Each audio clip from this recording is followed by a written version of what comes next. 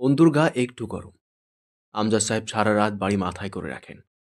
রাবেয়া বিরক্ত হয়ে বলেন, অন্তিকের আব্বা, রাতভর চেঁচাবা না। কানের গোড়ে বসে চেঁচালে শরীর আরো খারাপ লাগে। তুমি ঘরে যাও, আমি দেখি। কিন্তু আমজাদ সাহেব রাবেয়াকে এসব কাজে একটুও ভরসা করেন না। অন্তু এক নম্বরের বোবা। জ্বরে ফিট খেয়ে গেলেও বলবে না, আর রাবেয়া ঘুমিয়ে পড়বেন। সুতরাং তিনি রাবেয়ার ধমক খেয়েও সারা রাত মাথার কাছে বসে অজিফা পাঠ করেন, আর একটু পর পর কপালে হাত রাখেন। অন্তু বিরক্ত হয়ে বলে, আব্বু, আমি কিন্তু সুস্থ এবং ঘুমাচ্ছি, কিন্তু তোমার এই একটু পর পর কপালে হাত রাখায় আমার ঘুম ভাঙছে। যাও তো, রুমে যাও। আজ অন্তু আছে? না, অন্তু নেই। অন্তু ফুরিয়ে গেছে, আর আমজাদ সাহেব নেই। আজ রক্তাক্ত অন্তু দুর্গন্ধে ভরপুর এক ধুলোমাখা মেঝেতে পড়ে রইল। অন্তুর মাতৃত্ব ধুয়ে কল কল করে রক্ত ছুটে যাচ্ছে দেহ ছেড়ে। তার ব্যথায় ছটফট করার মতো আপন কেউ নেই কোথাও। এ সময় অন্তুর মাকে খুব দরকার। রাবেয়া জানেন না তার গর্ভের ধন গর্ভ হারিয়ে মৃত্যু পথে। রক্তপাত থামানো মুশকিল হয়ে যাচ্ছিল। অ্যানেস্থেশিয়া ব্যবহার না করে সম্পূর্ণ অনুভূতি সম্পন্ন অবস্থায় অন্তুর গর্ভজাত বস্তু ছিঁড়ে আনা হয়েছে গর্ভাশয় থেকে। সুতরাং জরায়ু পথে ডায়ালেটর ও ভ্যাকুয়াম যখন ব্যবহার করা হয়েছে, অন্তুর শরীর অসহ্য ব্যথায় নিদারুণ কাতরেছে। এ অবস্থায় অস্ত্র চালনায় ক্ষত তৈরি হয়েছে। অন্তুর সাথে যা হলো তা জীবিত কোনো নারীর সাথে হতে নেই। অন্তু এরপর মানসিকভাবে ভারসাম্য হারাতে পারে। গর্ভধারণ ক্ষমতা আর থাকবে না। ক্যান্সার হলে অবাক হবার কিছু নেই। এছাড়া যে অস্বাভাবিক পরিবেশে এই সংবেদনশীল কাজটি সম্পন্ন হলো, যে কোনো ধরনের ইনফ্রাকশন না হলে সেটা অবাক্যর বিষয় হবে।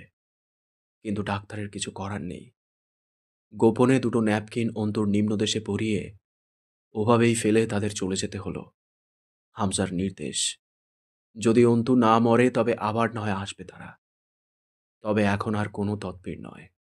ডাক্তার ও নার্সগুলো এক প্রকার মানসিকভাবে বিপর্যস্ত অবস্থায় ফিরে গেল। অন্তুর দেহটা নাড়ি ছেঁড়া ভ্রূণের পাশে পড়ে রইল অবরুদ্ধ হলরুমে। সেখানে অন্তুর পিঠের নিচে একখানা বিছানা নেই। নেই মাথার নিচে বালিশ। নেই পরিচ্ছন্নতা, ওষুধ বা দেখার মানুষ, স্নেহের হাত, খাবার, পানি, যত্ন, আলো। নিশুতি রাতে একটি ছিন্ন ভিন্ন অচেতন নাপাক রক্তে গড়াগড়ি খাওয়া নারী দেহ আমির নিবাসের মেঝেতে ফেলে কতকগুলো মানুষ বহু দূর চলে গেল নিজেদের গন্তব্যে। হয়তো আমজাদ সাহেব এসে বসলেন অন্তুর শিয়রে। অন্তু চোখ মেলে না। হয়তো রাবেয়া সুদূর কুষ্টিয়ার এক কুঠুরির মেঝেতে জায়নামাজ বিছিয়ে বসে তাহাজ্জুদে কাঁদলেন অঝোরে। অন্তুর কানে পৌঁছাল না সেই সুর। অন্তু আরামে শুয়ে রইল। তার শরীর থেকে সদ্য বিচ্ছিন্ন ভ্রূণটা কি চেয়ে দেখল তার অভাগিনী মাকে। একটু ব্যথা পেল ভ্রূণটা? পেল না। 3 মাস বয়স তার। সে সবে জয় আমিরের শৌর্য রক্তপিণ্ড থেকে মায়ের রক্তের ভাগ পেয়ে সেজে উঠতে শুরু করেছিল। সে নিজেই বোধহয় অভিমান করেছে তাকে পরিণত হতে বাধা দেওয়ায়। মায়ের ওপর, বাপের ওপরে একটু বেশি। রউফ কায়সারের একটি 3 বছরের ছেলে আছে। ও স্ত্রীকে নিয়ে পরিবার তার। এটা একটা ভালো খবর হামজার জন্য। এরকম কিছু সে ভাবতে চায়নি। সে একজন সমাজসেবক। প্রথমে রউফকে ভালো অঙ্কের পয়সা দিয়ে ব্যাংক ব্যালেন্সে উন্নতি করতে চেয়েছিল সে। কিন্তু রউফ নিজের অবস্থার উন্নতি চায় না। হামজার কিছু করার নেই। কবিরকে কোনোভাবেই এর মাঝে ঘোড়াহাট যাবার সুযোগ দেওয়া হবে না। সে কবিরকে বলবে সে অন্য ছেলেদেরকে সব ব্যবস্থা করিয়ে দিয়েছে, সে যেন শুধু জয়ের সাথে থাকে। হামজা ঠিক করেছে আরমিনকে সে মারবে না, তুলে দেবে এমপির হাতে। জয়ের কাছে নিজেকে সাফ রাখার এর চেয়ে ভালো উপায় নেই। সে খুব দুঃখের সাথে জয়কে বলবে, আমি আরমিনকে বাঁচাতে পারিনি, এবং সেটাও তোর জন্যই। তুই যদি সেদিন বউকে আমির নিবাসে না রেখে আসতি, এতদিন ও আমার সীমানায় ছিল। কেউ ওকে ছুঁতে পর্যন্ত পারেনি। আর তোর কি মনে হয়েছিল এমপির লোকেরা খোঁজ পাবে না তোর বউ কোথায়? এতে আর একটা চমৎকার কাজ হবে। সে এর মাধ্যমে এমপির কাছে নিজেকে নিয়ে সাময়িক একটা ভরসা তৈরি করবে, এবং এটাও বলবে সে ইলেকশন করবে না।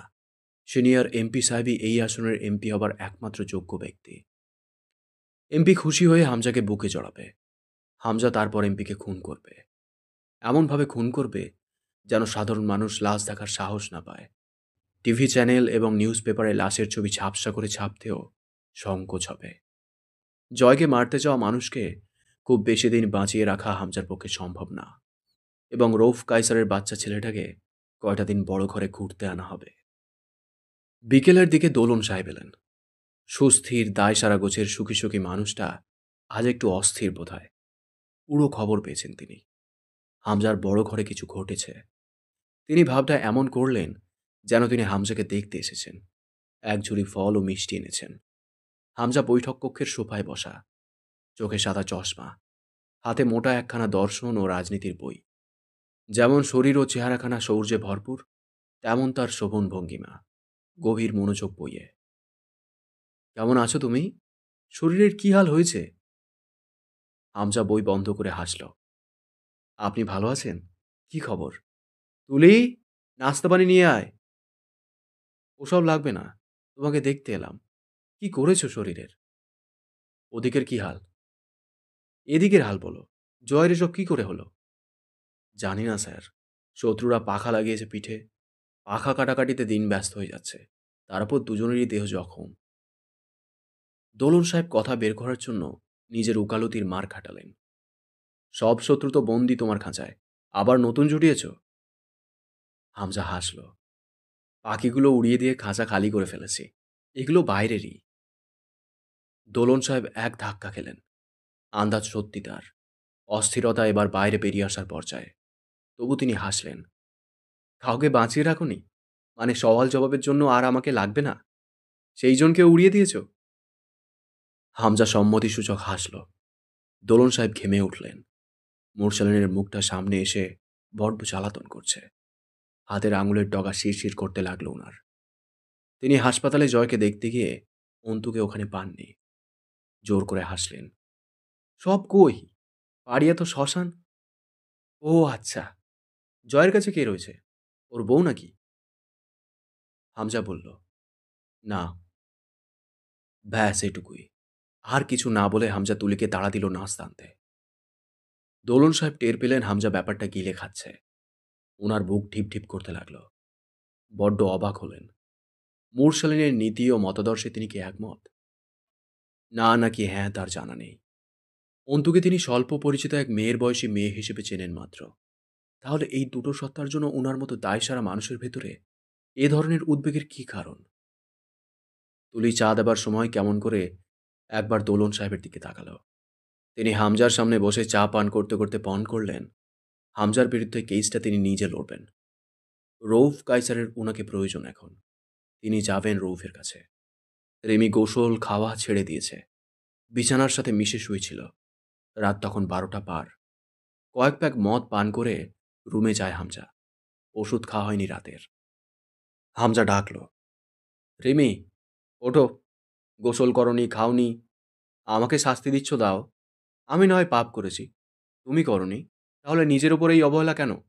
ওঠো, বলো আর কি শাস্তি বাকি আছে আমাকে দেবার? রিমি নড়ল না। তুমি কি চাও আমি জবরদস্তি করি? মেজাজ ভালো থাকে না আজকাল। আর কত ধৈর্যের পরীক্ষা নেবে, যেখানে এখন তোমাকে আমার অনিবার্য প্রয়োজন। রিমিকে ধরে পাশ ফিরিয়ে মুখটা দেখল হামজা। চেনা যাচ্ছে না। সেখানে আজ অভিমান নেই। পাথরের মতো নিষ্প্রাণ, আবেগহীন, উস্কো খুস্কো চুল, ঠোঁট দুটো শুকনো।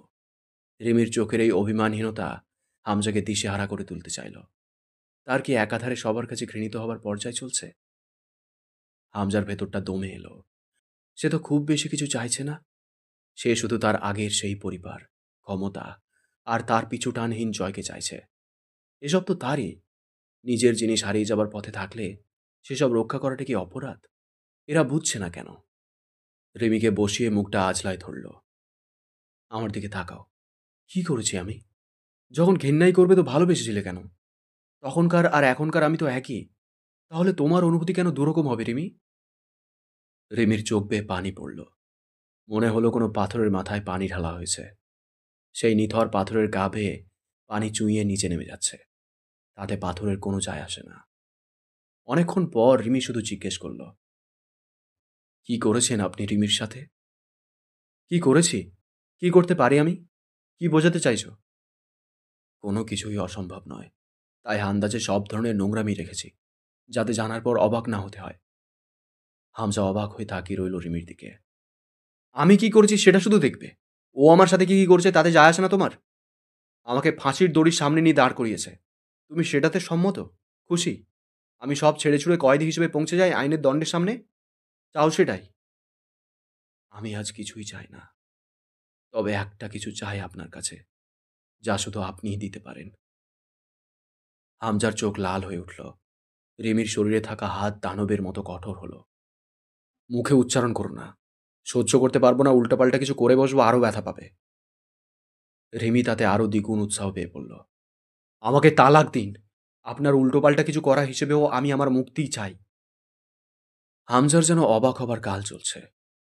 রিমির স্বর বলে মনে হলো না এটা। চোখ বুজে ভারী শ্বাস ফেলে নিজেকে সামলে হামজা রিমির শাড়ি খুলল। শাড়ি খোলার সময় নগ্ন পেটে বেশ কয়েকটা চুমু খেল। কোমরটা জড়িয়ে ধরে রিমির হাঁটুর কাছে বসল। সত্যি বলবে, তুমি চাও আমি আইনের কাছে নিজেকে সমর্পণ করি? এটা ঠিক করার আমি কে? আমার সাথে আর কি এমন করেছেন আপনি? অন্যায় যাদের সাথে হয়েছে তারা ঠিক করবে আপনার কি হবে। হামজা সহ্য করতে পারল না। ডান হাত এগিয়ে ল্যাম্পটা তুলে দাঁত আটকে এক আছাড় মারল। এত শক্তি প্রয়োগের ফলে ক্ষতগুলো জেগে উঠল যেন।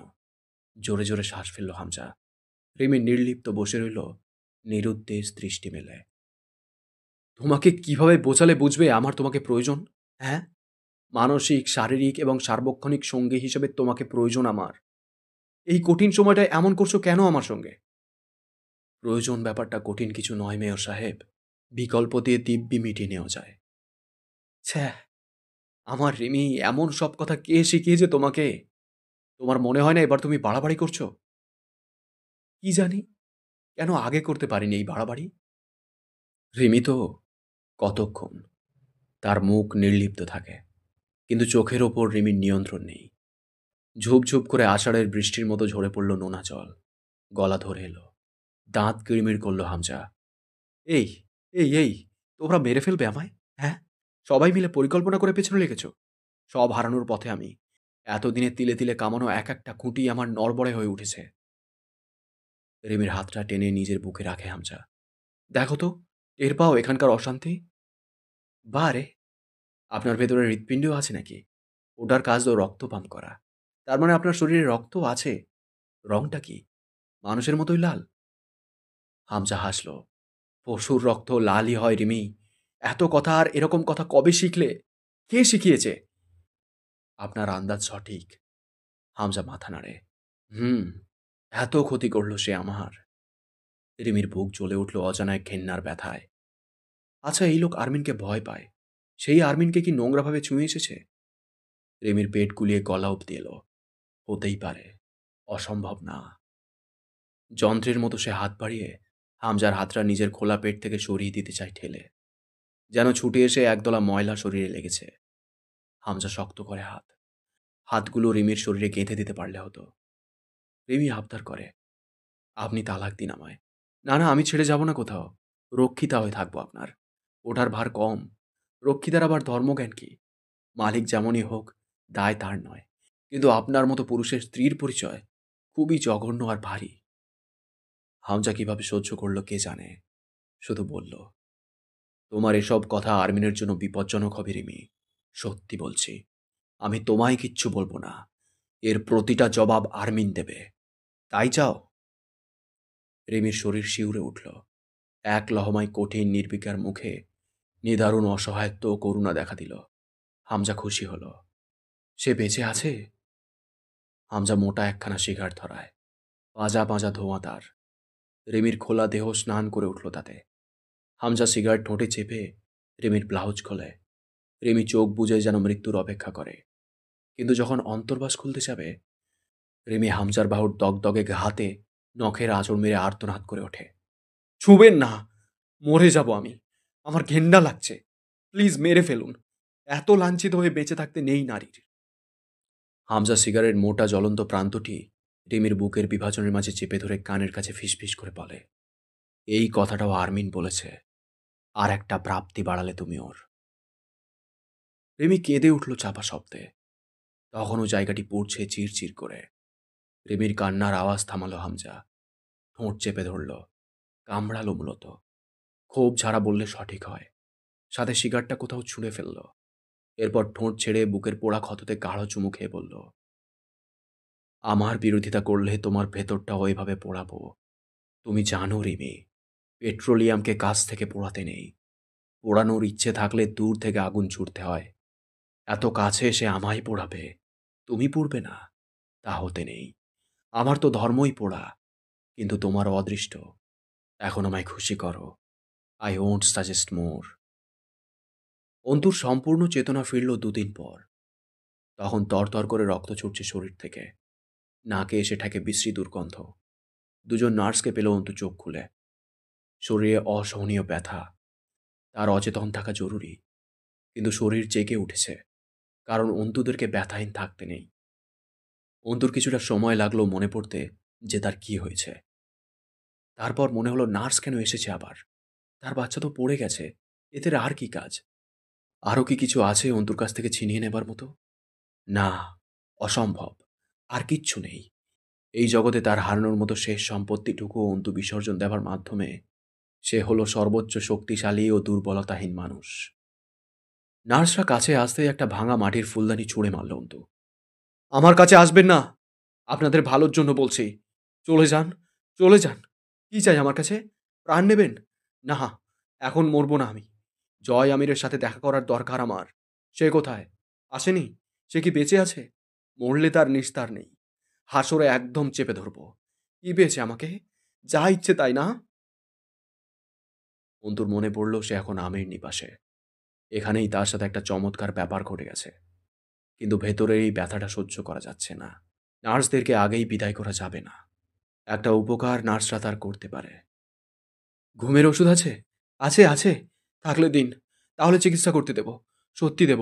এনেছেন সাথে? আমি ঘুমাবো। ততক্ষণে যেন জয় আমির চলে আসে, কেমন? অন্তুর পরিকল্পনা হলো ভুলিয়ে ভালিয়ে ওষুধ নিয়ে তারপর কাছে আসলে আক্রমণ করে তাড়িয়ে দেওয়া। তার তো চিকিৎসার দরকার নেই। সে কিছুক্ষণ উন্মাদের মতন দলা পাকানো ভ্রূণের দিকে তাকিয়ে থাকল।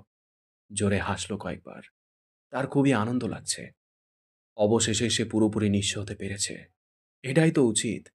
যার কাছে প্রায় কিছুই নেই, তার সামান্য কিছুও থাকা উচিত নয়। থাকবে না মানে কিছুই থাকবে না। কিন্তু সে তারপরেই যে স্বরে কেঁদে ফেলল চেহারা ভেঙে, তা সহ্য করা দায়। সেই কান্নার সুর ও মুখের কাঁকুতি অপার্থিব লাগে কেমন। জননধার মারাত্মক ক্ষতিগ্রস্ত। হাত কাঁপে, চোখ ঝাপসা হয় দেখলে। কি বীভৎস! নার্সদের নারী মন অস্থির হয়। জোরপূর্বক ধরে ড্রেসিং করা হলো। গল গল করে রক্ত আসছে। এই মুহূর্তে ভালো চিকিৎসার দরকার। কিভাবে বেঁচে থাকবে এই মেয়ে? আছেই বা কি করে? কিভাবে সহ্য করে এমন নির্লিপ্ত উন্মাদের মতো আচরণ করছে মেয়েটা? এত সুন্দর দেখতে, তার কণ্ঠস্বর কি মধুর লাগে শুনতে। তার সঙ্গে এসব কি ঘটছে? নার্স দুজন একটা রিস্কি কাজ করেছে। অন্তুর জন্য স্বাস্থ্যোপযোগী খাবার তৈরি করে এনেছে। কিছু প্রয়োজনীয় ওষুধ নিজেরা কিনে এনেছে। হামজা তাদেরকে পাঠিয়েছে কেবল বাঁচিয়ে রাখার জন্য। অন্তুকে ধরে জোর করে সামান্য খাবার খাওয়ার পর গলগল করে বমি করে ফেলল। বমির সাথে পিত্তি উঠে এলো। আঠালো মিউকাস এলো। বমির চাপে নিম্নদেশ টান পড়ায় কেমন অমানসিক আর্তনাদ করছে অন্তু। শোনা যায় না সেসব। বুকের মাঝখানটায় আঙুল চেপে ধরে পাগলের মতো শ্বাস ফেলে। কয়েকটা ঘুষিও মারল বুকের ওপর। বোধহয় হুমকি দিল, আর ব্যথা পাবি না। খবরদার, আমার সহ্য ক্ষমতার অনেক উপর দিয়ে যাচ্ছে তোর তাণ্ডব। আবারও ধরে কিছুটা গরম দুধ ও স্যুপ খাইয়ে ওষুধ খাওয়ানো হলো। সেফটি ট্রিয়াকশন, ডাইক্লোফেনাক এবং অবশেষে ক্লোজিপাম দেয়া হলো। অন্তু হামাগুড়ির মতো এগিয়ে গিয়ে তার বাচ্চার সামনে বসে। থুতনি ভেঙে হু হু করে কেঁদে ওঠে। এত অবহেলিত! কেমন ধুলোয় জড়ানো মেঝেতে পড়ে আছে, যেন মেঝে তার অধিকার। অন্তু চাতকের মতন হাত বাড়ায়, অথচ সাহস হয় না ছোঁয়ার।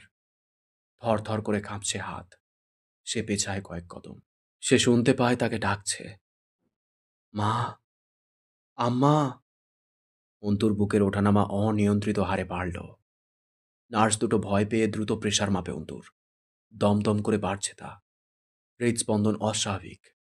তাকে সরিয়ে আনার চেষ্টা করা হলো। ভ্রূণে হাত দিতে গেলে ক্ষুব্ধ বাঘিনীর মতো আক্রমণ করে উঠল অন্তু। খবরদার, ছুঁলে জান নিয়ে নেব। ওর বাপ এখনো দেখেনি ওকে, ছুঁইনি ওকে। না না না, খবরদার না। আমাকে ডাকছে ও, ওর কাছে যাওয়া আমার দরকার। আমাকে কবে মারা হবে? খানিক পর অন্তু নিস্তেজের মতো কাত হয়ে শুয়ে পড়ল। এক দৃষ্টে তাকিয়ে রইল রক্তপিণ্ডের দিকে। চোখের পানি মেঝের ধুলোয় মিশে কাদা হয়ে উঠল।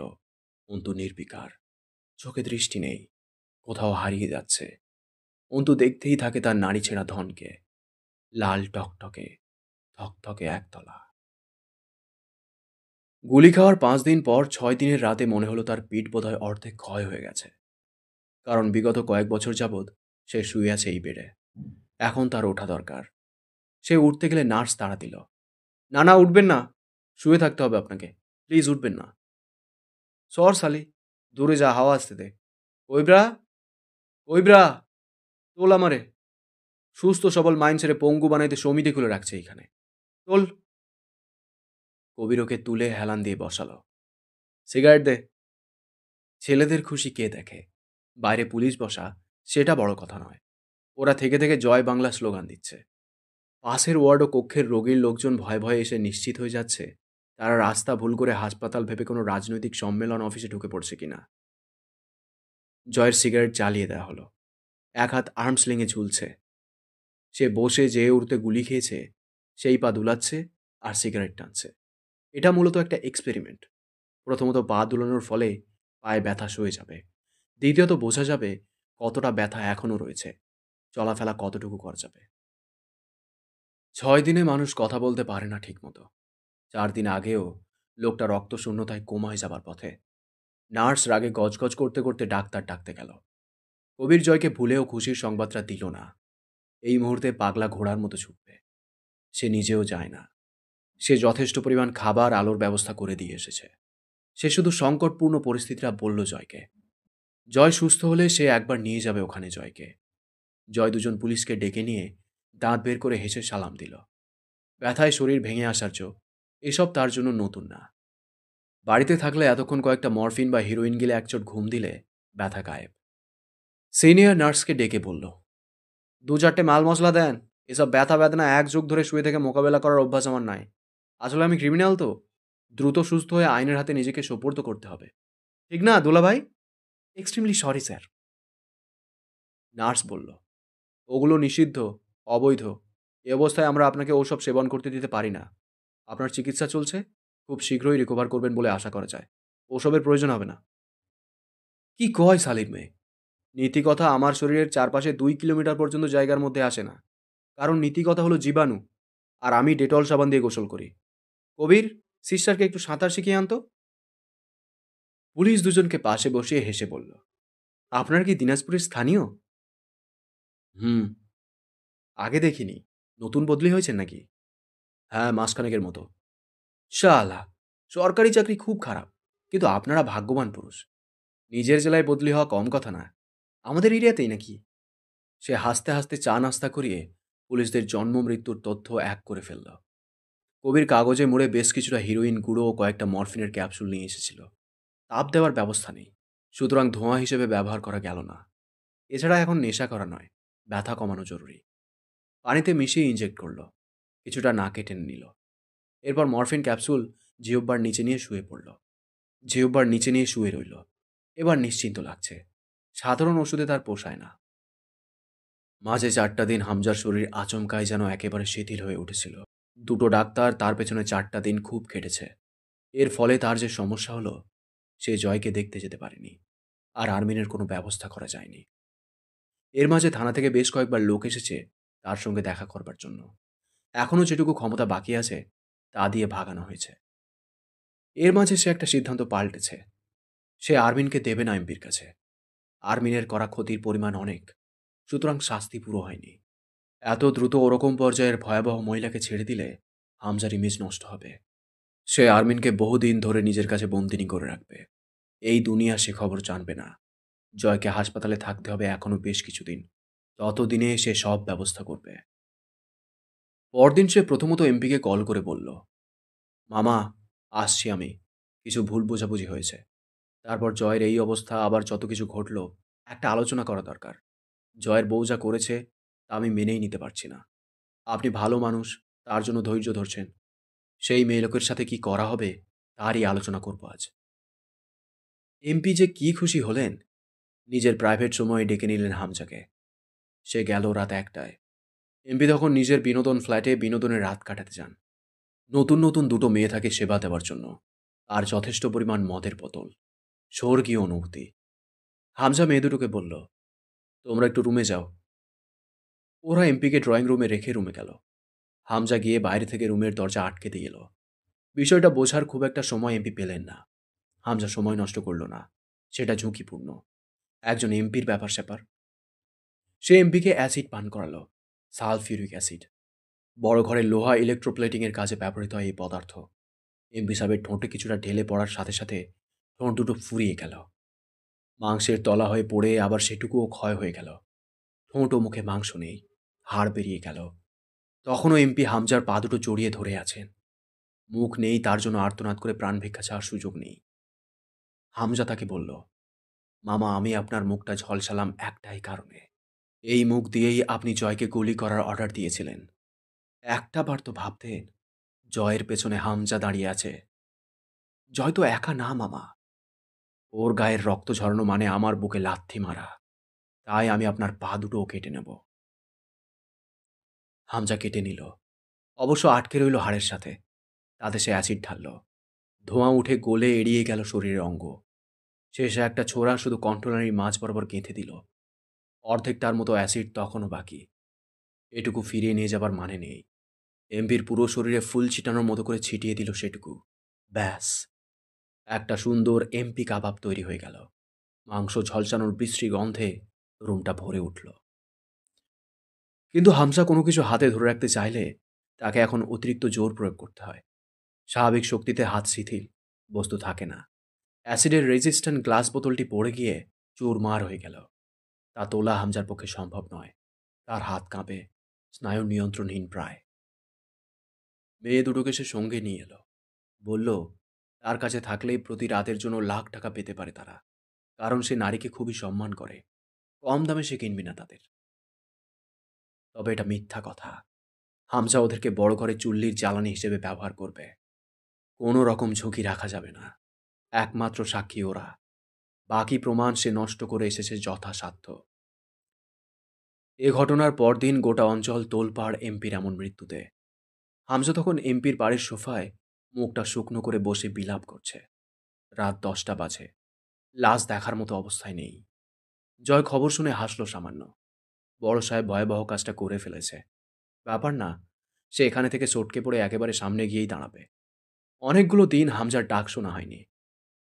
সে পুলিশ দুটোকে ডেকে বলল, আপনারা এখন মোট কয়জন আছেন? 6 জন।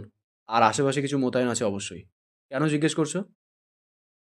বসুন, আরামে আলাপ করি। সে তাদেরকে বলল, আপনাদের কাছ থেকে গত পরশু আমি আপনাদের ঠিকানা পরিচয় জানলাম না? তারপর আমার ছেলেরা খোঁজ করে আপনাদের বাড়ি পৌঁছে গেছে। কি বিচ্ছু ভাবুন। যদি ধরুন কোনো কমতি বা অভাব থাকে, সেটা আপনারা চাইলে পূরণ করে দেয়া হবে মামা দিয়ে। ও, মামা মানে হলো টাকা। আমার ভাষা এটা। পুলিশেরা অবাক। টাকা মানে মামা? কিন্তু তারা জানে না জয়ের এরকম আরও কিছু নিজস্ব ভাষা রয়েছে।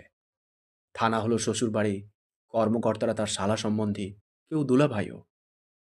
তার ভাষায় স্যান্ডেল হলো চশমা, মেয়েদের কামিজ হলো পাঞ্জাবি, এরকম বহুত কিছু।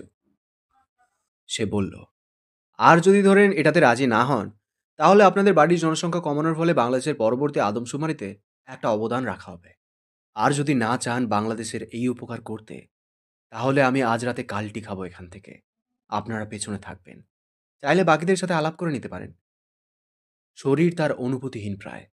খোঁচা মারলেও ব্যথা লাগছে না। চোখের পাতা তখনও ভারী। শরীরে 2 দিন ভালো পরিমাণ ড্রাগ গেছে। রাত 1টা বাজল। উঠে লুঙ্গি পাল্টে নিল। গলার চেন, হাতের রিসলেট, বালা, ঘড়ি, ব্ল্যাক টাংস্টেনের কালো আংটিখানা সব খুলে নেওয়া হয়েছিল। সেসব পড়ল। তার নাকি পায়ে প্রচণ্ড ব্যথা উঠছিল। টাকা খাওয়া দুটো নার্স ও ওয়ার্ড বয় এসে তাড়াহুড়ো লাগিয়ে দিল, এখনই একবার ব্যান্ডেজ খুলে দেখতে হবে, এক্স রে করতে হবে। হাসপাতালের সরকারি এক্স রে নিম্নমানের। বাইরের ডায়াগনস্টিক সেন্টারে নিতে হবে উন্নত মানের এক্স রে করাতে। জয় সেই পুলিশ দুটোকে সঙ্গে নিল। তারা পাহারা দেবে যাতে জয় ভেগে না যেতে পারে। বাকিরা তখন ক্লান্তিতে ঝিমিয়ে। যে লোক ব্যথায় আধমরা এক্স রে করতে যাচ্ছে, হাঁটার ক্ষমতা নেই, সে কোথায় পালাবে? পালানোর উপায়ও নেই, চিকিৎসাও দরকার। তাছাড়া রাত আসে ঘুমানোর জন্য। জয়ের মতো ক্রিমিনালকে পাহারা দিতে হবে, তা ঘুম বোঝে না। ডায়াগনস্টিক সেন্টারের পেছনে জিপ অপেক্ষা করছিল, ছিনতাই করা জিপ। পুলিশ দুটো জয়কে তুলে দিল জিপে। জয় ছেলেদেরকে বলল, পরিবারগুলোকে ছেড়ে দে, ওদের দুটোর জন্য ভালো একজন গোরখদক দেখে কবর করিস। কবির অবাক হয়ে ডাকে, ভাই। জয় অন্তুর সেই রক্তমাখা ওড়নাটা মুখে পেঁচাতে পেঁচাতে বলল, ওরা দেশের শত্রু কবির। আমার টাকা আছে বলে আমার মতো ক্রিমিনাল পার পেয়ে যাবে, আরেকজনের না থাকলে সে মারা খাবে? এটা তো হলো না। তাছাড়া আমার কাছে ওদের স্যাটা ভরানোর মতো এখন টাকা নেই। তো কী হলো? বেইমান কমলো দুটো, আর আমার টাকাও অপচয় হলো না। অপচয়কারী শয়তানের ভাই কবির। শয়তান আমার সম্বন্ধী। কবিরের পিঠ চাপড়ে পড়ল। যেখানেই থাকিস সাবধানে থাকিস। চট্টগ্রামের পাহাড়ে টাহাড়ে ঘুরে আয় কিছুদিন। আবার দেখা হবে। জয় বাংলা। কবির জয়ের হাতে চাবি ধরিয়ে দিয়ে কেমন আপ্লুত কণ্ঠে বলে, জয় বাংলা ভাই। আপনার সুখের দিন সামনে।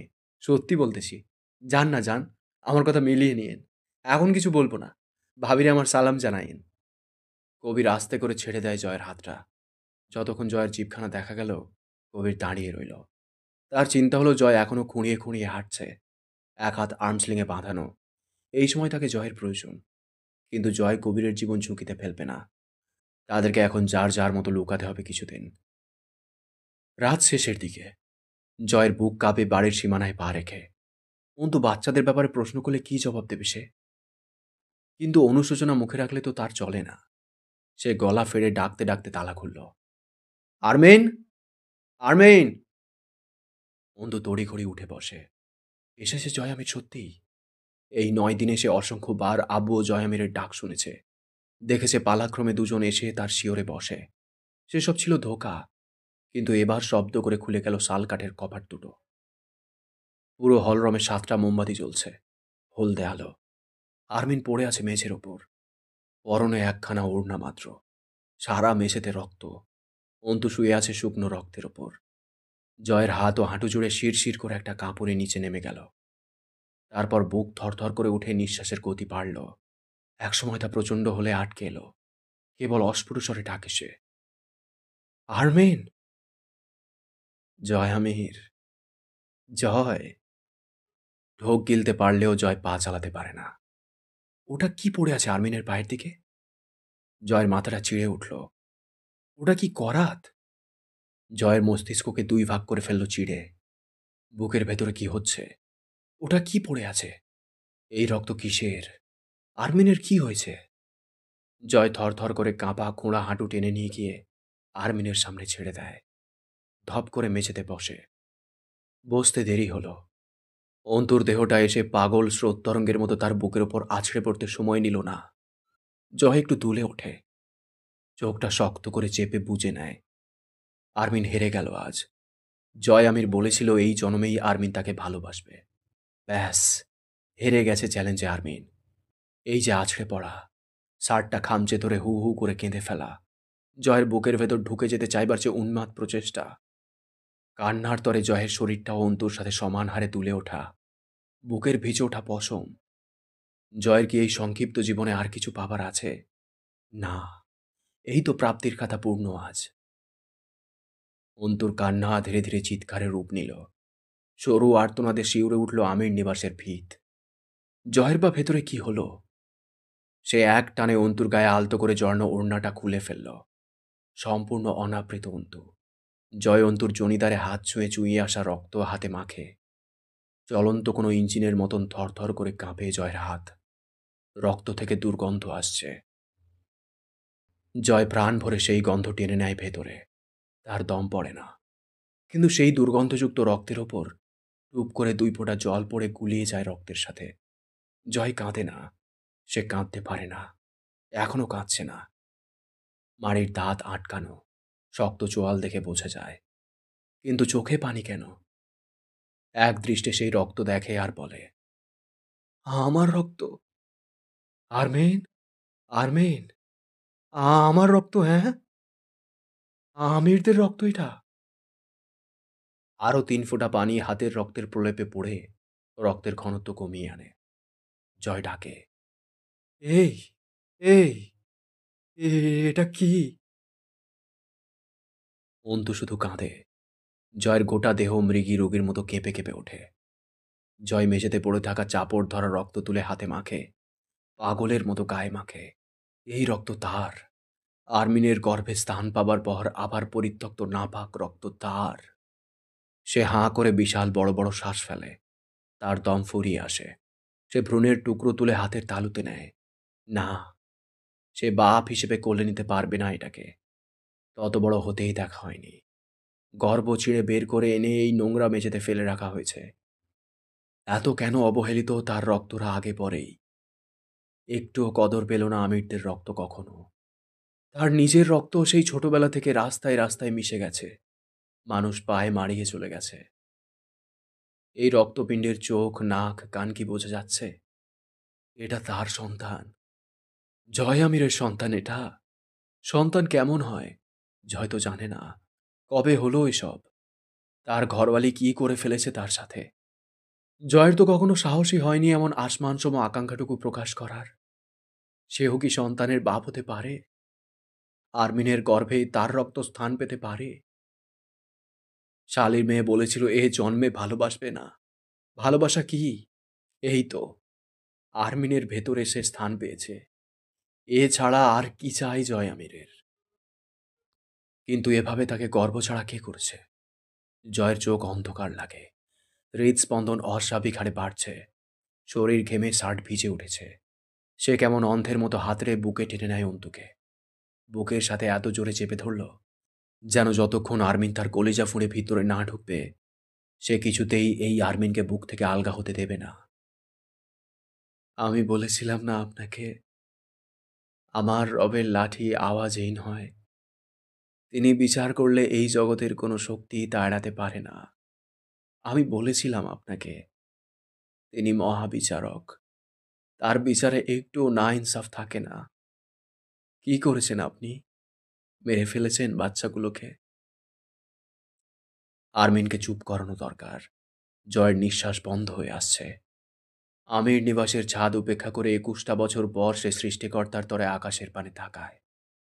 কেউ আছেন ওখানে? সত্যিই আছেন নাকি? কে আছেন? তিনি কি ডাক শোনেন? তিনি বিচারও করেন? কেমন বিচার করেন সেই সত্তা? মহাবিচারক তিনি। কিন্তু আজ কি তার বিচারে একটু ভুল হয়নি জয় আমির? কিন্তু তিনি তো ভুল করেন না। ভুলের ঊর্ধ্বে। তবু আজ একটা গরমিল কেন হলো? বলুন না। বলুন, বলুন। আমাকে বলুন। আমি আপনার স্ত্রী বলে, যাকে কখনো স্বামী হিসেবে মনকে মানাতেই পারলাম না, সেই পুরুষের স্ত্রী হওয়ার মাসুল কেন দেব আমি? কেন দেব? অন্তু চিৎকার করে কেঁদে ওঠে। জয় ঢোক গেলে দুটো। অন্তুকে একদম মিশিয়ে ধরল বুকের মাঝে, যেন ছেড়ে দিলেই হারাবে। আর তা হতে দেওয়া সূর্যকে রাতে দেখার মতোই অসম্ভব জয়ের জন্য। অন্তুকে আরো একটু বাহুডোরে আঁকড়ে নিয়ে বুকের মাঝখানটায় চেপে ধরে ফিসফিস করে বলল, সেদিন কাজী সাহেব তোর খোদার নামের কালাম পাঠ করে তোকে আমার সাথে জুড়েছিলেন, মনে আছে? আজ আমার সবকিছুর অর্ধেকটা তোরও আরমিন। আমার পাপ, তাপ, অভিশাপ সবেতে তোর ভাগ লেখা হয়ে গেছে। তোর ভেতরের সবটুকু ঘেন্না শুধু আমার। আমার পাপের অর্ধেক তোর।